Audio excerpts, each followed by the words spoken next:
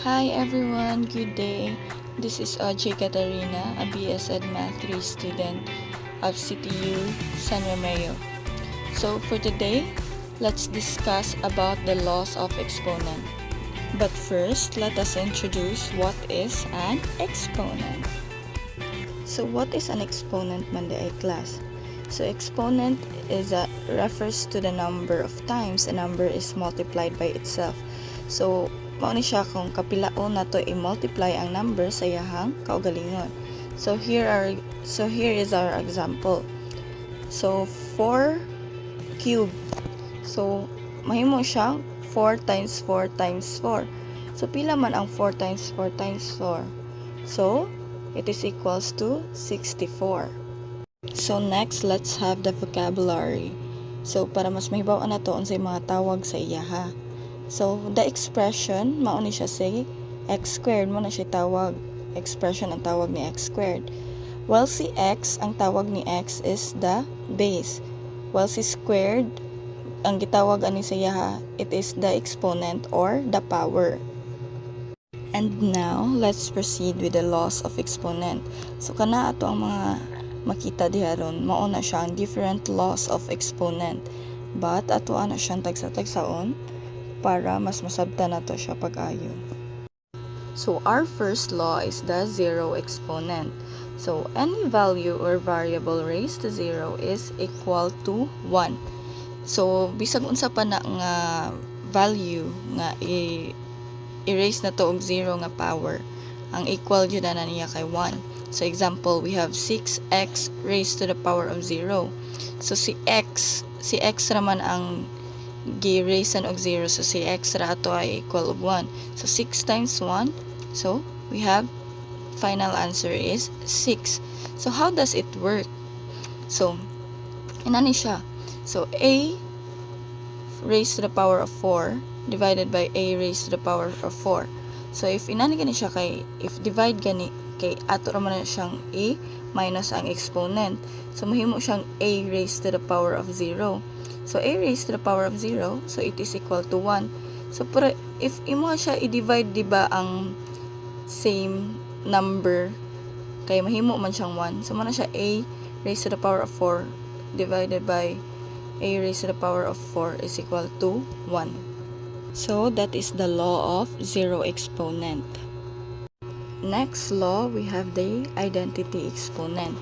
So unsa ni si identity exponent? So any value or variable raised to 1 is equal to the value or the variable. So x raised to the power of 1 is equals to x. So any value nga raisean og 1, ang answer kay ang base. So, for example, 19 raised to the power of 1. So, ang answer na to is ang base, ang 19. So, how does it work? So, a raised to the power of 1. So, mahimo siyang a times 1.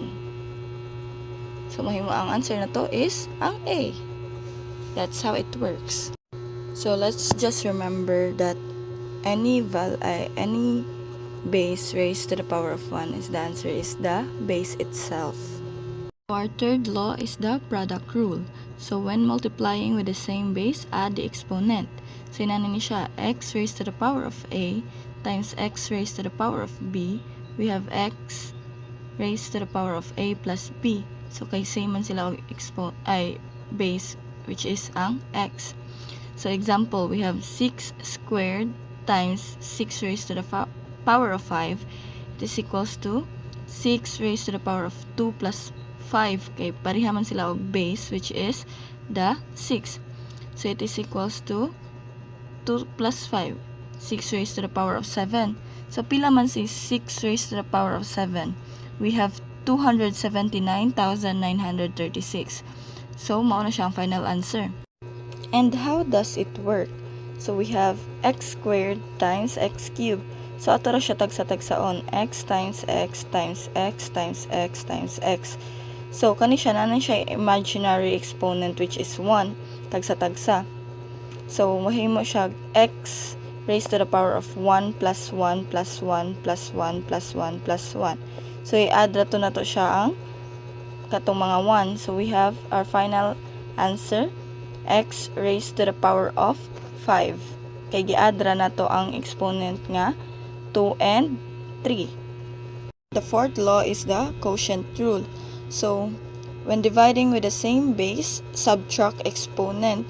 So, diba sa product rule kay add man. Pero ari sa quotient rule, ato siya i-subtract ang exponent. We have the x raised to the power of b divided by x raised to the power of b is equals to x raised to the power of a minus b. So, example, x raised to the power of 6 divided by x squared. So, it is equals to x raised to the power of 6 minus 2. So, 6 minus 2, we have x raised to the power of 4. So, mauna siya ang answer. How does it work? So, we have x raised to the power of 5 divided by x cubed. So, it is equals to, ato ra siya tagsa-tagsaon. So, magbutang taog 5 ka x diha, while sa ubos kay 3 ka x. So, ato ra siya, kaanon kung pila na lang ang mabilin nga x. So, ang mabilin nga x kay 2. Kay 5 minus 3, we have 2. So, our final answer is x squared. Next, we have power of a power rule. So, when applying an exponent inside parentheses, multiply exponent. So, if naatay exponent sulod sa parentheses, raisean pa dyan siya og laing exponent sa gawas. So, ato i-multiply ang exponents. So, for example, a raised to the power of 3, raisean pa dyan siya og 3 sa gawas sa parentheses. So, mahimo siya a raised to the power of 3 times 3. So, 3 times 3, we have 9. So, a raised to the power of 9. Mao siya to ang final answer. So, how does it work? So, inani siya. X squared, close and open parentheses, raised to the power of 3. So, mahimo siya x squared times x squared times x squared. So, diba, if mag-multiply ta og exponent like sa product rule, kay if multiplication man siya, ato i-add ang exponent. So, 2 plus 2 plus 2. So, mahimo siya 6. So, that's it. That's how the power of a power rule works. The next law is a power of a product. So, when applying an exponent to a product, apply exponent to each base. So, the quantity ax raised to the power of b, so, ato siya tagsaon ang exponent sa each base. So, atong base kay a and si x. So, mahimo siya a raised to the power of b times x raised to the power of b. So, here is our example. So, the quantity of 6x squared. So, it is equals to, itagsa-tagsa na to. So, 6 raised to the power of 2 times x raised to the power of 2. So, 6 raised to the power of 2. We have 36 times x raised to the power of 2, which is x squared. So, mahimo siya, atong final answer, mahimo siya 36x squared. And how does it work? So, we have the quantity of 6x squared. So, ato ra siya times 6x times 6x. 6 times 6, 36. X times x, x squared. So, mao na siya. That's it. Since we are done with the power of a product, next we have negative exponent. So, flip the base in a fraction and change the sign of the exponent. So, if our exponent is negative man gani, we'll take the reciprocal. So, para mahimo siya og positive. So, in simplest form, exponents are positive dapat. So, for example, 1 over x raised to the power of negative 6. So, mahimo siya og x raised to the power of 6.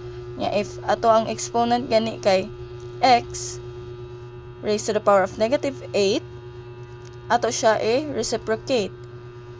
Himo na to siyang fraction. So, mahimo siyang 1 divided by x raised to the power of 8. So, mahimo na og positive ang ato ang exponent. So, that's how the negative exponent works.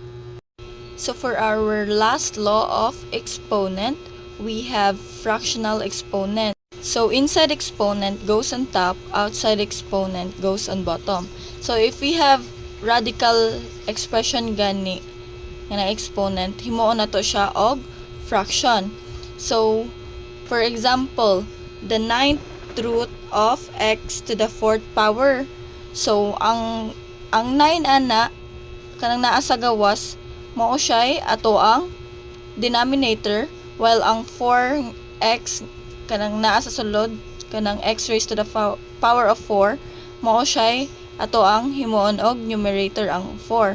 So our final answer will be x raised to the power of 4 over 9. Other example, we have square root of x. So square root naman, so ato ang final answer ana kay x raised to the power of 1/2.